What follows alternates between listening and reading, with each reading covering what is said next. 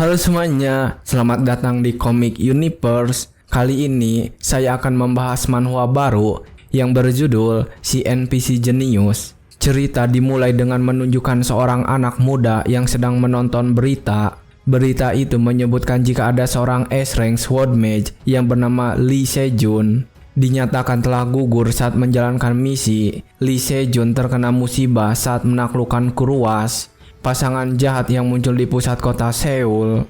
Dalam berita itu menyebutkan jika Lee Sejun telah menangani tak terhitung banyak kasus dan menjadi sosok yang dicintai oleh masyarakat. Dan ruang duka untuk Lee Sejun akan didirikan di berbagai wilayah di seluruh negeri. Serta kabar wafatnya Lee Sejun juga membuat publik terkejut besar. Setelah mendengar tentang berita itu, anak muda yang sedang menonton TV langsung mematikan berita. Dia menganggap jika berita ini tidak masuk akal. Dia tidak terima jika Lee Sejun yang dia disebut sebagai MC mati di waktu yang tidak begitu tepat. Wajahnya terlihat pucat, tidak percaya dengan berita ini. Lee Sejun yang baru saja diberitakan meninggal di siaran berita adalah seorang sword mage genius berusia 25 tahun. Syarat pahlawan muda yang paling disorot di era ini. Namun fakta yang lebih penting adalah dia itu teman seangkatan anak muda ini dan dia adalah tokoh utama dari novel yang menjadi pondasi dunia ini. Jika semuanya berjalan sesuai dengan cerita aslinya, semestinya itu akan berakhir dengan happy ending. Dan anak muda yang sedang menonton TV tadi percaya jika mereka bisa kembali ke dunia asalnya. Tapi sekarang dia menjadi pucat karena temannya yang menjadi MC dari dunia ini tiba-tiba mati. Dia saat ini kebingungan dan bertanya-tanya apa yang akan terjadi mulai saat ini. Karena dia telah berpikir setelah novel ini selesai, dia bisa bertemu lagi dengan teman-temannya. Sebelumnya, anak yang bernama Kim Seon-woo, yang mana adalah tokoh utama manhwa kali ini. Sebelum dia terpanggil ke novel Modern Mage, waktu itu dia sedang bertemu dengan teman-temannya di sebuah restoran. Di sana salah satu temannya bertanya tentang sesuatu. Semisal nih, kalian ke isekai jadi NPC di sebuah novel, terus bisa manfaatin kesempatan buat lebih OP daripada MC. Kira-kira kalian bakal pilih manfaatin atau enggak? Perempuan di sebelahnya mengatakan jika dia akan memanfaatkan kesempatan itu dan mengatakan hanya orang bodoh saja yang tidak menggunakannya. Lalu saat itulah Kim Seon-woo juga memberikan jawaban. Dia mengatakan jika dia tidak akan menggunakan kesempatan itu dan menganggap mereka gila. Teman-temannya penasaran kenapa Kim Seon-woo memilih tidak menggunakan kesempatan itu. Kim Seon-woo lalu menjelaskan jika dia ikut campur seenaknya lalu sampai bikin MC dari novel itu mati, itu akan menjadi sebuah kehancuran total. Temannya kemudian bertanya apakah Kim Seon-woo tidak kepikiran untuk turun tangan mengatasinya.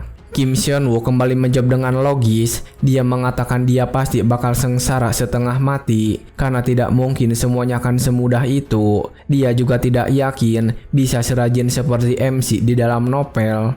Teman-temannya kemudian setuju dengan pendapatnya, tapi mereka juga sedikit kesal dengan pendapatnya. Mereka kemudian bersulang dengan minuman mereka dan menikmati malam itu. Tetapi saat mereka sedang menikmati minuman mereka, Kim Seon-woo mendapatkan sebuah pesan pada ponselnya. Dan saat dia melihatnya, dia memberitahu teman-temannya jika dia memenangkan sebuah event. Dia lalu membuka pesan itu, dan ternyata itu adalah pesan dari penulis novel Modern Mage. Pesan itu mengatakan kalau hadiahnya adalah tiket perjalanan yang akan membawa Kim Seon-woo menuju tempat yang sangat spesial. Di sana juga ada pilihan apakah Kim Seon-woo akan menerimanya atau tidak. Kim Seon-woo yang mendapatkan pesan itu langsung berbangga dan menunjukkannya kepada teman-temannya. Mengatakan jika dia mendapatkan tiket liburan gratis. Teman-temannya yang melihat itu sangat heboh.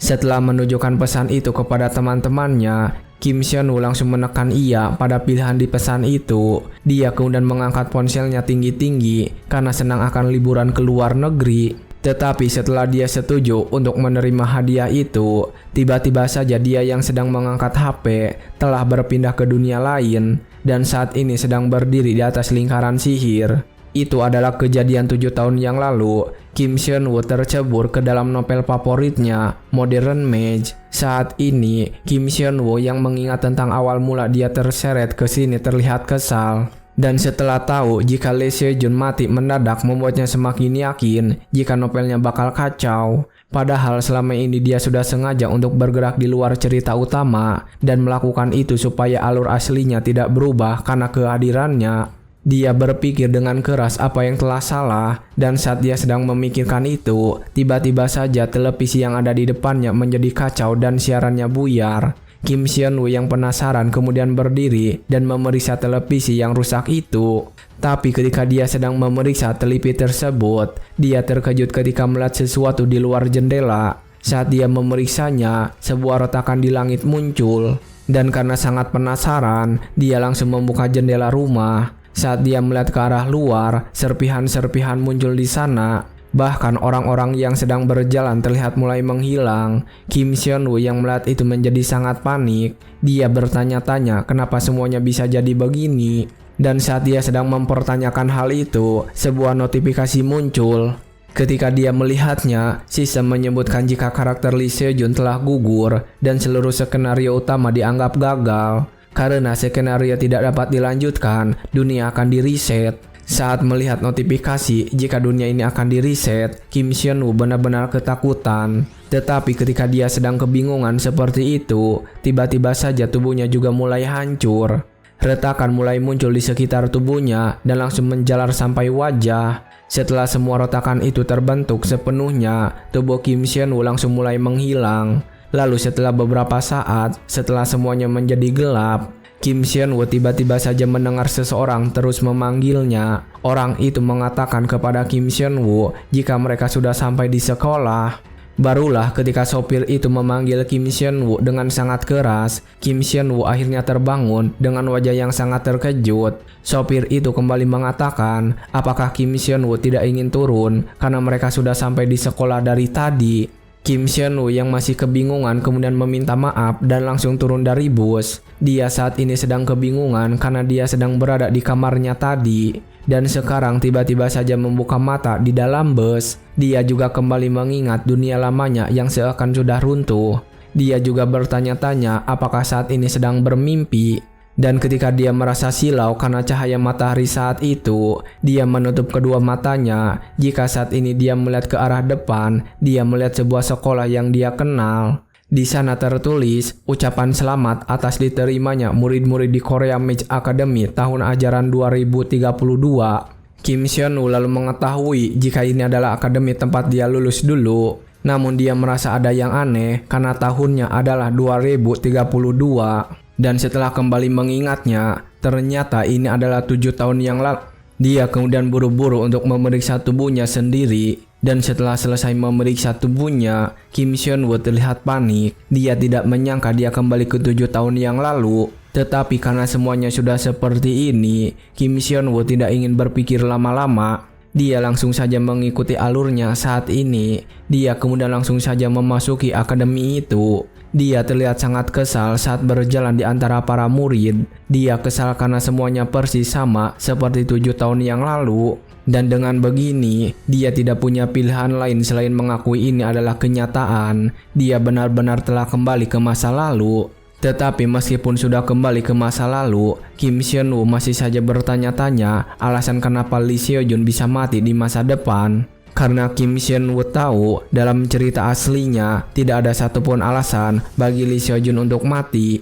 Curuwas juga memang sudah seharusnya mengamuk dan itu sesuai dengan alur aslinya. Tapi pada akhirnya Lee Seo-jun berhasil menaklukkan makhluk itu setelah pertarungan yang begitu brutal. Kim Seon-woo kemudian berpikir dengan serius jika ada alasan lain di balik kematian Lee Seo-jun. Tetapi karena sudah sangat pusing dengan masalah yang dialami sampai saat ini, Kim Seon-woo untuk hari ini memutuskan tidak memikirkannya dan kembali duduk di kursi. Saat ini dia sedang menghadiri upacara penyambutan murid baru. Dia kemudian melihat ke arah sekelilingnya dan bertanya-tanya apa yang akan terjadi jika di kehidupan kali ini Lee Seo-jun mati lagi. Dia bertanya-tanya apakah dia akan kembali ke masa lalu seperti ini lagi, atau mungkin dunia ini bakal hancur total. Dan mengingat kemungkinan kedua, Kim Seon-woo akhirnya berniat tidak akan membiarkan Lee Seo-jun mati dalam kesempatan kali ini. Dan ketika dia sedang memikirkan itu, Lee Seo-jun tidak sengaja berjalan melewatinya. Ketika dia sedang memperhatikan Lee Seo-jun, tiba-tiba saja ada seorang gadis duduk di sebelahnya. Kim Seon-woo kemudian langsung mengangkat tangannya dan menyapa gadis itu. Tetapi gadis tersebut hanya diam saja menatap Kim Seon-woo yang sedang melambaikan tangannya. Kim Seon-woo pada kehidupan kali ini ingin memulai semuanya dengan mendekati tokoh utama. Dia ingin berjuang untuk menyelamatkan Lee Seo-jun dan mencapai ending cerita novel Modern Match agar bisa kembali ke asalnya. Gadis ini adalah Yu-ara, peringkat 2, kelas 2. Salah satu orang yang harus mulai Kim Seon-woo dekati dari sekarang. Dan saat dia sedang memikirkan itu, Yu-ara tiba-tiba mengatakan sesuatu dengan wajah yang ketus. Kapan kita pernah ketemu sampai tak kenal begitu? Melihat reaksi yang ditunjukkan oleh Yu-ara, Kim Seon-woo benar-benar tidak bisa menjawab apapun. Dan saat dia sedang terdiam, Yu-ara bertanya apakah Kim Seon-woo ingin mengatakan sesuatu. Dan ketika Kim Seon-woo berkata jika dia tidak ingin mengatakan apapun, Yu-ara langsung memalingkan wajahnya. Dia juga meminta Kim Seon-woo untuk mengalihkan pandangannya karena membuatnya risih. Singkat cerita, setelah dia mencoba untuk berbicara dengan Yu-ara, pemimpin upacara kemudian mengatakan jika upacaranya dimulai dan meminta perwakilan tiap angkatan untuk naik ke podium. Setelah mendapatkan panggilan itu, para perwakilan mulai menaiki podium bersama-sama. Terlihat ada 3 orang yang naik ke atas podium setelah panggilan itu. Yang pertama adalah Lee Seo-jun, dia peringkat 1 di kelas 2. Dan saat melihat Lee Seo-jun, semua murid langsung memujinya, mengatakan auranya cukup gila karena telah terlatih langsung dari ketua Kim Jin Cheol. Kim Seon-woo sendiri saat ini yang duduk di sekitar murid-murid yang gaduh. Terlihat biasa saja. Dia akhirnya sadar jika Lee Seo-jun bahkan sudah terkenal meski masih berstatus siswa. Soalnya Modern Match itu tipe novel OP di mana tokoh utama melakukan semuanya sendirian. Lalu kemudian ada salah satu gadis yang naik ke podium. Gadis cantik ini adalah perwakilan angkatan baru dan murid-murid di sana gaduh akan kecantikan yang dimilikinya. Tetapi ketika melihat gadis itu tersenyum kepada semua murid, Kim Seon-woo langsung tahu jika senyuman itu sudah diperhitungkan dan tujuannya adalah untuk membangun koneksi. Kemudian yang terakhir, dia adalah perwakilan dari angkatan tahun ketiga. Murid-murid mulai berbisik mengatakan jika senior mereka ini peringkat 1 selama 3 tahun berturut-turut. Mereka tidak percaya itu karena wajah dari senior mereka ini tidak kelihatan seperti orang hebat. Kim Seon-woo sendiri juga tidak begitu mengenal dengan seniornya. Dia tahu jika di novel aslinya juga peranannya sangat kecil. Dan setelah semua perwakilan tiap angkatan menaiki podium, acara selanjutnya dimulai. Kali ini adalah waktunya untuk pembacaan sumpah siswa. Ketiga perwakilan angkatan kemudian mengangkat tangannya dan mulai membacakan sumpah. Dan itu diikuti oleh siswa-siswa yang lainnya yang ada di sana. Tetapi saat pembacaan sumpah, Kim Seon-woo tiba-tiba melihat Yu-ara gemetaran. Dan ketika dia melihat ke arahnya, Yu-ara sedang mengepalkan tangannya dan terlihat marah. Saat dia memastikan ke arah wajahnya, Yu-ara yang cukup menyeramkan. Melihat dia sedang marah seperti itu, Kim Seon-woo mencoba mengambil kesempatan untuk berbicara dengannya. Kim Seon-woo tiba-tiba saja berbicara jika ini sangat disayangkan. Dan ketika mendengar itu, Yu-ara langsung mengalihkan pandangannya ke arah Kim Seon-woo dan bertanya apakah ucapannya tadi itu ditunjukkan kepadanya. Kim Seon-woo kemudian mengakui hal itu dan Yu-ara lalu bertanya apanya yang disayangkan. Kim Seon-woo memasang wajah serius dan mengatakan sesuatu. Terus terang menurutku, kau lebih baik daripada 2 orang itu. Tetapi ketika Kim Seon-woo mengatakan hal itu, Yu-ara menjadi sangat serius dan menanyakan sesuatu. Hei, kau tahu apa sampai ngomong begitu? Kau ngelawak? Apa kau pernah lihat mereka pakai magic? Kim Seon-woo lalu mengatakan jika dia belum pernah melihatnya. Dan mendengar itu, Yu-ara mengingatkan Kim Seon-woo agar tidak bicara sembarangan. Lalu Kim Seon-woo mengatakan sesuatu lagi untuk menarik perhatian Yu-ara. Karena bisa kelihatan dari sekali lihat, pilingku bagus. Tapi ketika Kim Seon-woo mengatakan hal itu, Yu-ara menjadi semakin marah dan menganggap jika Kim Seon-woo sedang mempermainkannya. Melihat situasinya yang menjadi seperti ini, Kim Seon-woo memutuskan untuk berhenti sejenak. Dia kemudian mencoba untuk mengganti topik pembicaraannya. Dia tiba-tiba saja bertanya apakah Yu-ara sedang bingung soal masa depannya. Dan saat Kim Seon-woo menanyakan masa depannya, Yu-ara tiba-tiba saja terdiam. Dia bertanya-tanya kenapa Kim Seon-woo, bocah yang bahkan tidak dia kenal, bisa tahu itu. Yuara kemudian memutuskan untuk melihat name tag Kim Shin-woo dan berhasil mengetahui namanya. Setelah melihat namanya, Yuara mengatakan sesuatu dengan tatapan penuh dendam. Kim Shin-woo, namamu akan kuingat, jadi kedepannya jangan pernah ngomong sama aku lagi. Setelah mengatakan peringatan itu, Yuara langsung berdiri dan pergi meninggalkan Kim Shin-woo. Kim Shin-woo saat itu benar-benar panik karena dia takut jika sudah mengacaukan semuanya. Tahun ajaran baru di Akademi Mage dimulai dengan tes evaluasi pada hari pertama yang menentukan peringkat. Dengan kata lain, ini adalah momen untuk menunjukkan skill yang dimiliki di hadapan semua siswa dan semacam upacara pengenalan. Saat tes evaluasi akan dimulai, siswa-siswa baru terlihat gugup. Dan ketika melihat mereka semua gugup, Kim Shin-woo malah tersenyum tenang. Dia saat ini percaya diri dan menargetkan untuk masuk peringkat 10 besar di kelas 2. Karena di kehidupan sebelumnya, Kim Shin-woo bahkan beberapa kali dapat tawaran naik ke rank B. Walaupun pada akhirnya dia hanya bertahan di rank C. Tapi setelah melihat lawannya adalah bocah-bocah seperti ini, menampilkan skill biasa-biasa saja itu sangat memalukan baginya. Dengan sombongnya, Kim Shin-woo mengatakan akan menunjukkan apa itu skill seorang pro. Dan ketika tes evaluasi dimulai, yang melakukan pertama kali adalah gadis perwakilan angkatan baru.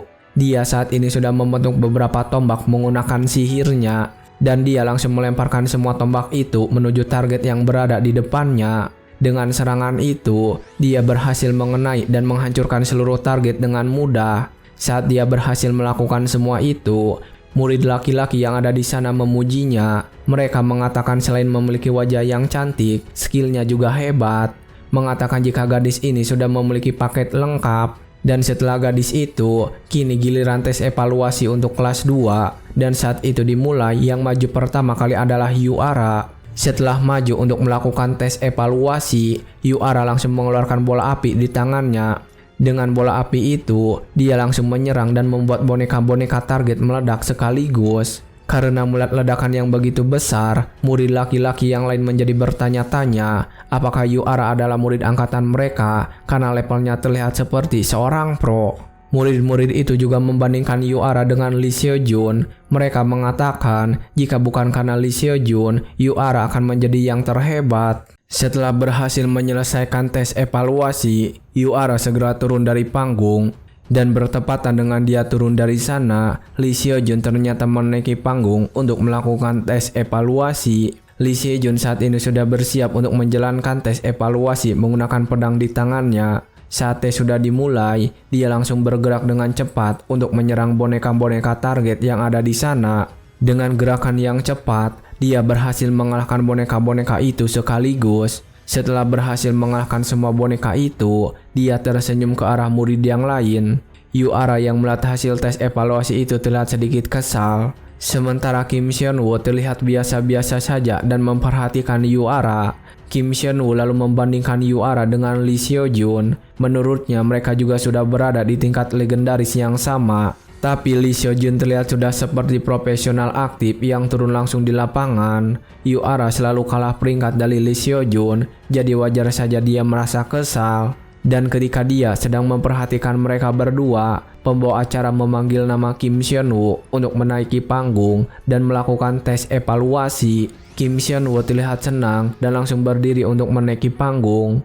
Tetapi ketika Kim Shin-woo sedang menaiki panggung, beberapa guru yang sedang menyaksikan di sana bahkan tidak mengenalinya.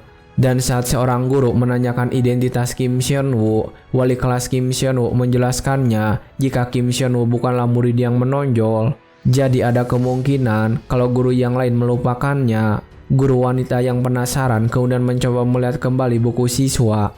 Dia mengatakan jika menurut catatan tahun lalu, Kim Shin-woo memiliki bakat di tipe enchantment. Tapi guru-guru yang ada di sana kebingungan karena Kim Shin-woo naik ke atas panggung dengan tangan kosong. Mereka akhirnya menduga jika Kim Shin-woo telah pindah ke tipe manifestation.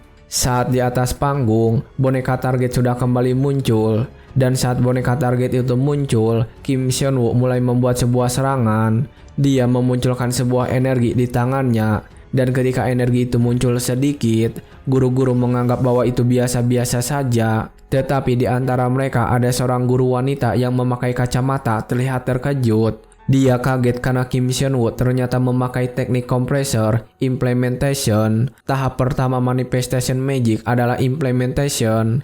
Mengompres mana yang sudah diimplementasi itu teknik tingkat tinggi bernama compression. Implementation, teknik yang biasanya cuma dipakai magic veteran. Dan bukan hanya guru berkacamata saja yang terkejut, Lee Seo-jun dan Yoara sama terkejutnya ketika melihat apa yang dilakukan oleh Kim Seon-woo. Guru itu bertanya-tanya bagaimana mungkin murid kelas 2 seperti Kim Seon-woo bisa melakukannya. Kim Seon-woo kemudian dengan percaya diri menyerang boneka-boneka target itu dengan serangannya kali ini. Tetapi ketika melepaskan energi sebelum sampai mengenai boneka target, tiba-tiba saja energi yang menghilang. Dan itu membuat seluruh murid di ruangan terkejut. Mereka akhirnya mentertawakan Kim Seon-woo karena kehabisan mana hanya dengan melakukan itu saja. Saat mereka sedang mentertawakannya, Kim Seon-woo sendiri terdiam tidak bisa berkata apa-apa. Tapi ketika dia sedang melamun karena kegagalan, tiba-tiba saja muncul sebuah notifikasi. Dan ketika dia sedang membacanya, notifikasi yang lain bermunculan. Kim Seon-woo yang melihat itu terlihat kebingungan. Dia bertanya-tanya kenapa notifikasi itu muncul sekarang. Singkat cerita, tes evaluasi itu pun berakhir. Dan saat ini Kim Seon-woo sudah berada di kamarnya. Dia saat ini sedang memikirkan notifikasi yang muncul waktu ujian. Dia bertanya kenapa sekarang berbeda. Status window itu muncul lebih awal dari yang dia tahu. Waktu itu ketika di tempat ujian, Kim Seon-woo terkejut saat melihat notifikasi yang menyebutkan bahwa outsider benefit telah terbuka. Bahkan sistem mengatakan skenario utama telah dimulai. Dan bahkan saat itu beberapa pencapaian langsung didapatkan oleh Kim Seon-woo. Salah satunya adalah achievement clown talent yang memberikannya banyak poin, yaitu 5.000 poin. Saat itu terjadi, ternyata murid-murid yang lain sedang memintanya untuk turun, dan bahkan mereka merasa terhibur karena kelakuan lucu Kim Seon-woo. Dan saat dia membuat orang-orang mengingat wajahnya, Kim Seon-woo kembali mendapatkan reward 1000 poin. Lalu sistem memberitahu jika tokoh utama Lee Seo-jun mulai tertarik pada Kim Seon-woo, dan dia kembali mendapatkan reward 1000 poin. Sistem lalu memberitahu jika 4 tokoh utama lainnya mulai memperhatikannya juga. Dia mendapatkan 3.000 poin tambahan lagi. Kim Seon-woo yang mendapatkan semua poin itu diam saja menerimanya dengan senang. Dan kembali ke saat ini, di kamarnya dia sedang duduk memikirkan semua itu. Dia tidak menyangka dalam waktu singkat sudah bisa mendapatkan 10.000 poin. Dan karena mendapatkan poin sebanyak itu, Kim Seon-woo merasa harus mengaktifkan outsider benefit. Outsider benefit adalah sebuah hak istimewa yang hanya bisa Kim Seon-woo pakai sebagai orang yang terjebak masuk ke dunia ini. Melalui berbagai status window, dia bisa melihat semua informasi. Dan poin bisa didapatkan dari sistem pencapaian saat pencapaian tertentu dipenuhi, atau lewat sistem reputasi. Semakin terkenal, semakin banyak poin yang masuk. Dan yang paling Kim Seon-woo sukai dari semua outsider benefit adalah point store. Karena Kim Seon-woo bisa membeli trait, skill, atau item menggunakan poin. Dia menganggap itu adalah sistem yang OP. Tapi ketika dia sedang memikirkan semua itu, Kim Seon-woo merasa terganggu dengan pencapaian clone talent. Dia merasa jika pencapaian itu terlalu kejam untuknya. Dia juga sedang merasa kesal karena dia lupa kalau dia usianya saat ini mananya masih kurang. Tapi dia bersyukur karena ini pertama kalinya bisa mendapatkan perhatian sebesar ini, baik itu kehidupan lalu maupun sekarang. Dan berkat itu, dia berhasil mengumpulkan poin yang sangat banyak. Kim Seon-woo kemudian membuka status window dan ingin melihat perkembangan skillnya saat ini. Dan saat itu sudah terbuka, status window menunjukkan semua informasinya, nama, jumlah poin, dan stat miliknya muncul di dalam status window. Dan ketika melihat seluruh statnya, Kim Seon-woo sedikit merasa kesal. Karena dulu dia sudah menghabiskan banyak poin untuk menaikkan statnya. Lalu sekarang semuanya sudah di reset. Dia bertanya-tanya butuh berapa lama untuk menaikkan semua statnya lagi. Dan ketika dia sedang memikirkan itu, dia kemudian bertanya apakah di kehidupan ini, jika dia menaikkan statnya, apakah itu akan langsung permanen lagi. Di dunia ini ada 4 jenis magic: enchantment, manifestation, support, dan summon. Enchantment adalah magic jarak dekat yang memperkuat tubuh atau senjata. Manifestation adalah tipe magic yang lebih klasik, mengumpulkan mana lalu menembakkannya sebagai serangan. Summon dan support bekerja sesuai namanya, menggunakan magic pemanggilan dan magic pendukung. Kim Shin-woo telah memilih Manifestation sebagai spesialisnya. Dia memilihnya karena itu adalah magic yang paling keren menurutnya. Dan setelah memutuskan pilihannya, Kim Shin-woo tahu jika stat utama yang harus diprioritaskan adalah stat mana. Saat dia sedang memikirkan itu, tiba-tiba saja kembali muncul notifikasi. Notifikasi menyebutkan jika sebanyak 350 orang mengingat wajah Kim Shin-woo dan kembali mendapatkan reward 1000 poin. Kim Shin-woo kembali terkejut saat melihat poin tambahan itu. Dia tidak menyangka hanya bertingkah seperti badut sebentar, dia bisa mendapatkan poin sebanyak ini. Dia merasa sangat senang karena dia mendapatkan jackpot. Dan saat dia sedang merayakan keberhasilannya, notifikasi kembali muncul. Mengatakan jika orang yang mengingatnya bertambah menjadi 400 orang. Dan berkat itu mendapatkan reward 2000 poin. Melihat jumlahnya yang sangat banyak, Kim Shin-woo menjadi panik. Karena jumlah itu lebih banyak dari seluruh murid akademi. Dia kemudian dengan buru-buru langsung memeriksa HP-nya dan melihat sosial media. Dan ternyata saat dia mengeceknya, videonya sudah tersebar di internet. Dan itu juga sudah mendapatkan banyak penonton. Kim Shin-woo tidak menyangka jika video tesnya akan viral seperti ini. Dia merasa malu dengan semua itu, tapi dia merasa sayang karena poinnya yang lumayan. Bahkan dia berpikir untuk semakin memancing viewer melihat videonya agar bisa terus mendapatkan poin tambahan. Kim Shin-woo tiba-tiba saja tersenyum dan melakukan sesuatu pada ponselnya. Dia saat itu mengatakan jika ini berhasil dan mendapatkan banyak poin, dia akan membeli itu. Keesokan harinya, Kim Shin-woo telah kembali bersekolah dan berjalan seperti biasa. Dan saat dia berjalan melewati para murid, murid-murid itu membicarakannya. Mereka bertanya apakah itu Kim Shin-woo yang ada di video viral kemarin. Kim Shin-woo tetap tenang saat mereka membicarakannya dan malah makin bersemangat berharap mereka semua terus membicarakannya. Kim Shin-woo kemudian kembali mengingat apa yang telah dia lakukan semalam. Dia telah mengupload videonya dengan judul clickbait, sehingga berhasil membuat orang-orang yang penasaran melihat videonya. Dia tersenyum karena berkat unggahannya itu berhasil mendapatkan tambahan 5000 poin lagi. Singkat cerita, setelah berjalan beberapa saat, dia kini santai di sebuah ruangan kelas. Kim Shin-woo kemudian membuka pintu dan segera masuk ke dalam kelas tersebut. Dan begitu dia masuk, murid-murid yang ada di sana langsung mengenalinya. Dan ketika dia sedang diam saja memperhatikan semua murid, tiba-tiba saja ada seorang murid berambut pirang yang memanggilnya. Murid itu langsung mendekati Kim Shin-woo dan berbicara sambil merangkulnya. "Hei kau, kemarin kau lucu sangat, habis kau kabur, semua orang ngakak parah." Dan ketika dia sedang mengobrol dengan murid rambut pirang, teman-temannya yang lainnya mentertawakan Kim Shin-woo. Mereka bahkan menganggap Kim Shin-woo adalah anak orang kaya yang masuk ke sini lewat jalur donasi. Kim Shin-woo mengetahui siapa murid yang berambut pirang itu.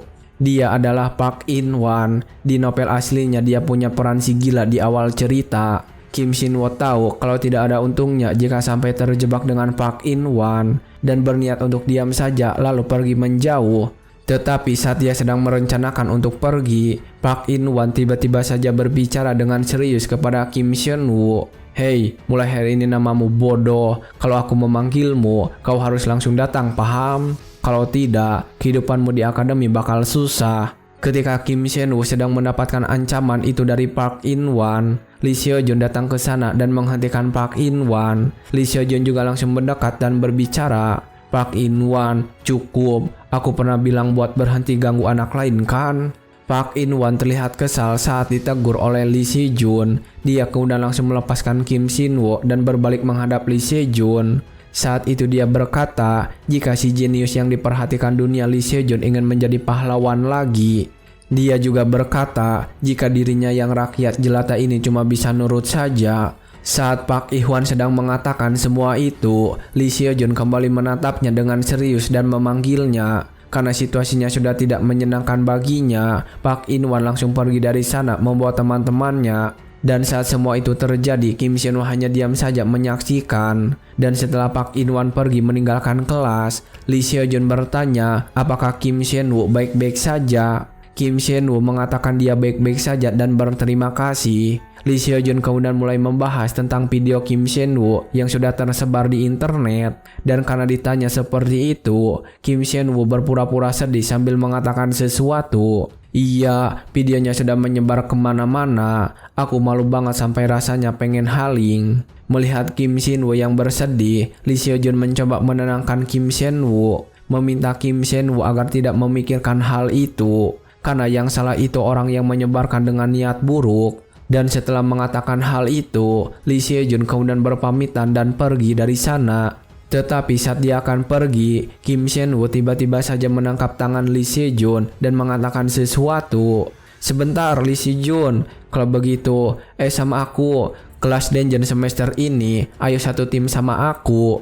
Lee Seo-jun terlihat kebingungan saat mendengar itu dan bertanya kenapa juga dia harus melakukan itu. Kim Sien-woo memasang wajah serius dan menjawabnya saat itu juga. Soalnya ini bakal bagus untukmu juga. Tapi ketika mendengar itu, Lee Seo-jun langsung berpikir sebentar. Dan setelahnya, Lee Seo-jun meminta maaf karena harus menolak Kim Sien-woo. Dia berkata dia tidak pernah mempertimbangkan Kim Sien-woo sebagai rekan tim. Tapi Kim Sien-woo tidak berhenti. Dia kembali memujuk Lee Seo-jun. Lee Seo-jun, ada dua alasan kenapa kamu harus satu tim denganku. Dan setelah mendengar itu, Lee Seo-jun meminta Kim Sien-woo untuk menjelaskan alasannya. Kim Sien-woo lalu menjawab jika alasan pertamanya adalah bahwa Kim Sien-woo sebagai peringkat terakhir dari seluruh siswa kelas 2. Dan ketika mendengar tentang alasan itu, Lee Seo-jun tidak bisa menahan tawanya. Dia tertawa karena tidak menyangka jika alasannya sepele. Tapi ketika Lee Seo-jun sedang tertawa lepas, Kim Sien-woo kembali menjelaskan dengan tenang. Kau tahu kan, semua tes gabungan punya sistem penyesuaian nilai. Kalau siswa peringkat 1 sepertimu bersama denganku yang paling bawah, nilaimu bakal jadi lebih bagus. Saat Kim Sien-woo mengatakan hal itu, Lee Seo-jun terlihat terkejut. Dia tahu apa yang dibilang Kim Sien-woo benar, tapi memiliki resiko yang terlalu besar. Dan ketika Lee Seo-jun sedang ragu, Kim Sien-woo kembali menjelaskan alasan keduanya. Dia memberitahu bahwa UARA sudah memasukkan 2 siswa berperingkat rendah ke dalam timnya. Dan karena UARA kemampuannya adalah Magic Area, jadi 2 peringkat rendah itu tidak akan membuatnya kesulitan. Lee Seo-jun yang mendengar itu semakin tertarik dan membenarkan pernyataan Kim Sien-woo barusan. Dan ketika dia sedang memikirkan itu, Kim Sien-woo malah mengatakan alasan ketiga. Aku untuk ukuran peringkat terakhir, kemampuanku lumayan loh. Dan ketika Kim Sien-woo mengatakan itu dengan percaya diri, Lee Seo-jun kembali tertawa dan berkata jika Kim Sien-woo benar-benar lucu. Akhirnya, Lee Seo-jun setuju untuk membentuk satu tim bersamanya. Tapi setelah itu Lee Seo-jun berkata ada syarat yang harus dipenuhi agar itu terjadi. Lee Seo-jun dengan tegas mengatakan jika anggota tim sisanya dia yang akan memilih. Kim Sien-woo tidak masalah dengan itu dan langsung menerimanya. Mereka berjabat tangan, pertanda kesepakatan itu sudah selesai. Dan setelah berhasil meyakinkan Lee Seo-jun, Kim Sien-woo kembali mendapatkan pencapaian dan sistem memberinya hadiah reward 2000 poin lagi karena pencapaian itu. Singkat cerita, akhirnya kelas hari itu telah dimulai. Seorang pengajar sedang menjelaskan asal mula Magic di abad ke-14. Dia menyebutkan jika awalnya Magic bukan 4 sistem seperti sekarang, tapi 2 sistem. Dia lalu bertanya kepada para murid apa yang menyebabkan sistem 2 cabang itu runtuh. Ketika pertanyaan itu dilontarkan, Kim Sien-woo langsung mengangkat tangannya dengan percaya diri. Kim Sien-woo menjawab jika alasannya adalah karena Blood Sword, mag penguat pertama yang muncul pada abad ke-18. Pengajar tersebut membenarkan jawaban Kim Sien-woo dan menjelaskan lebih lanjut pelajaran itu. Kim Sien-woo sendiri bersikap biasa saja saat pelajaran itu. Dia percaya diri dengan kemampuannya pada bidang teori Magic klasik dan formula rumit, yang bahkan Lee Seo-jun akan kesulitan memahaminya. Dia sangat yakin karena Outsider Benefit memberinya semua info dasar. Jadi untuk mata pelajaran yang bersikap teori, Kim Sien-woo benar-benar percaya diri lebih dari siapapun. Tapi ketika Kim Seo Jun sedang merangkum semua pelajaran dari guru, murid yang lain tidak suka dengannya. Mereka membicarakan Kim Shin Woo yang peringkat terakhir. Kim Shin Woo yang mendengar itu benar-benar merasa kesal dengan mereka. Dan tak terasa, kelas itu berakhir begitu saja. Dan kini tiba waktunya untuk istirahat makan siang. Semua murid langsung saja keluar dari kelas dan menuju kantin sekolah. Saat dalam perjalanan menuju kantin, Kim Shin Woo tiba-tiba berhenti karena Lee Si Jun memanggilnya. Lee Si Jun mendekati Kim Shin Woo dan mengajaknya makan bareng sebagai perayaan pembentukan tim mereka.